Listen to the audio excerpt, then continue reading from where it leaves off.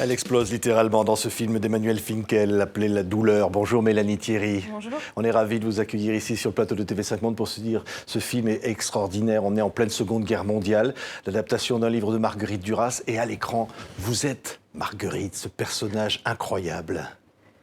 Oui, c'est une personne avant tout, je crois. C'est Duras avant qu'elle ne soit Duras, même si on a une voix comme ça, off, qui nous aide à traverser toute cette douleur et interminable attente. Mais j'avais la sensation qu'on était plus dans le portrait d'une jeune femme comme ça qui traverse l'occupation, la libération, et que Duras était à l'aube de tout ça, qu'elle pointait par cette voix off, mais qu'on s'attachait davantage à cette personne-là. Cette douleur, c'est celle de l'absence de l'homme qu'elle aime, qui donc est arrêté, un grand résistant comme elle, et qu'elle attend, né en 1944. Regardez La douleur, Emmanuel Finkiel. Je savais qu'il savait. Qu'à chaque heure, de chaque jour, je le pensais. Robert n'est pas mort au camp de concentration. Depuis l'arrestation de Robert, le réseau est fragilisé, ils vont chercher à tout remonter. Vous êtes la femme d'Antel? Oui, c'est ça. J'ai rencontré le flic qui a arrêté Robert. Pardon, le salaud de la Gestapo. Je suis très flatté d'être assis à la même table qu'un écrivain. Je ne suis pas ici pour parler littérature, vous le savez bien. Je suis là pour parler de mon mari. Pour votre colis, je vais voir ce que je peux faire. Merci. J'ai peur pour toi, tu comprends? Il faut que je fasse attention. Je vois ce qu'il essaie de faire. Vous connaissez cet homme? Il se sert de moi, alors même que je crois me servir de lui. Si vous m'aidez à le retrouver, je ferai en sorte que Robert soit pas déporté. Comment ça, déporter? Marguerite! Incroyable, tous ces personnages. Et au milieu, il y a Marguerite. Évidemment, il y a l'attente de cet homme qui a été arrêté, qu'elle aime, au fond, même si il y a un autre homme dans sa vie, et même si aussi elle va croiser la vie d'un homme engagé avec la Gestapo. C'est une personne complexe, hein. À la fois, elle va devoir mettre son mari au placard un temps pour la cause et entretenir comme ça une relation un peu trouble, un peu ambiguë, avec une certaine forme d'attraction avec un collabo, à jouer un jeu de chat et de souris.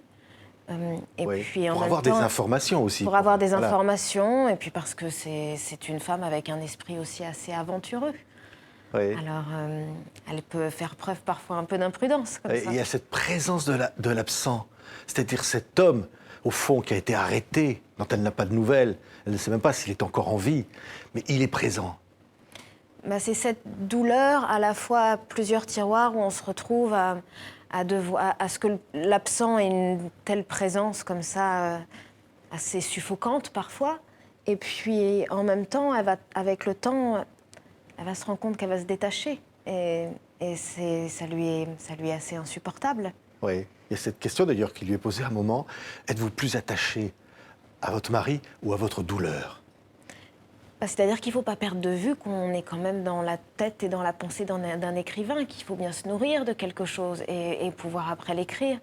Alors, ça peut paraître assez laid de devoir accorder tant d'importance à un côté un peu narcissique et égoïste, de devoir d'être dans un auto-apitoiement, parfois. Et en même temps, ça va être un combat et comme ça, quelque chose où elle restera vigoureuse et proche des autres femmes aussi. Et parce qu'elle n'est pas la seule. Et c'est assez difficile de se dire, la libération a eu lieu, Paris est une fête, et à la fois, les hommes ne reviennent pas. Les comédiens sont formidables. Benjamin Biolay est là, qui interprète évidemment cet amant, qui était l'ami de Robert Anthem, qu'elle attend. Et puis, il y a un Benoît Magimel fascinant dans ce personnage ambigu et gestapiste, on va dire, collabo. Oui, il est fascinant de par son côté à la fois si vulnérable et en même temps si monstrueux, et ce trouble qui va se lier entre eux. Oui. Quand on pense à Marguerite Duras, à ses livres, à son œuvre, cette œuvre-là, ce livre-là, c'est quelque chose de presque un peu mystérieux au fond, ambigu et qu'elle dit avoir découvert un jour dans un tiroir. Alors, ça, c'est peut-être pas tout à fait juste.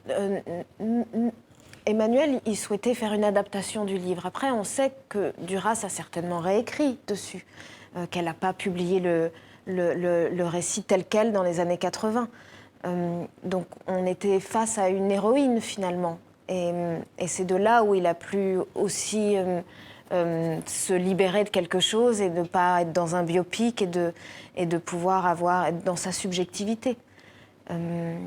Mais voilà, là je me perds et je vais peut-être tomber sur mes pattes. Et Duras a dit un jour, la littérature me fait honte. Vous avez vu ça? Mais c'est parce qu'elle... Enfin, c'est ce que je crois. Elle tente de nous faire croire qu'elle n'aurait pas réécrit sur ses cahiers. Pourquoi? Parce qu'elle garde quelque chose comme ça d'instinctif, comme un élan, comme un dernier souffle, quelque chose qu'elle n'aurait pas retouché pour pouvoir garder toute la pureté et toute la singularité de son récit. Après, on sait qu'elle était bien plus trouble que ça et que elle est beaucoup plus comme ça. Ambiguë. Et c'est ça qui fait qu'elle est un personnage de cinéma aussi, et incroyable à jouer. Comment on se prépare à un rôle comme ça, Mélanie? Comment on se prépare? Déjà, j'ai eu de la chance de pouvoir avoir un peu de temps pour pouvoir faire mes devoirs, être un petit soldat qui se plonge dans Duras. Et puis ensuite, c'est à la fois chercher dans...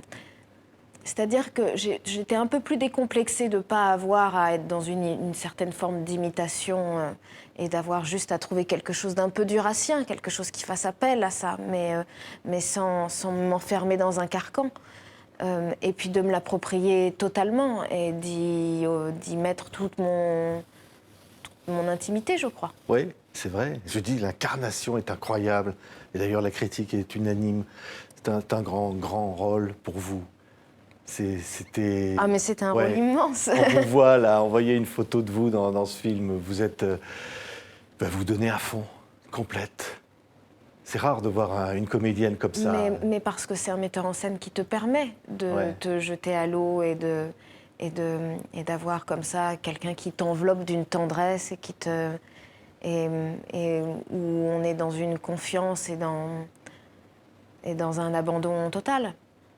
Et puis il faut avoir un maître pour pouvoir nous accompagner, parce qu'on peut donner tout ce qu'on peut s'il n'y a personne pour nous diriger, nous regarder et avoir comme ça un œil et une telle maîtrise, on n'est pas grand-chose. Oui, c'est à la fois jouer la fragilité et la force. C'est ça qui est fascinant dans ce personnage. Il y a les deux. On essaye toujours d'y mettre un peu les deux. Il faut qu'il y ait un peu d'épaisseur, sinon c'est pas très marrant. Merci beaucoup, Mélanie. C'est un très beau film, très grand film, La Douleur. Grand cinéma. On est ravis de vous avoir reçu aujourd'hui. Allez voir ce film, La Douleur d'Emmanuel Finkiel. Merci, Mélanie Thierry. Merci.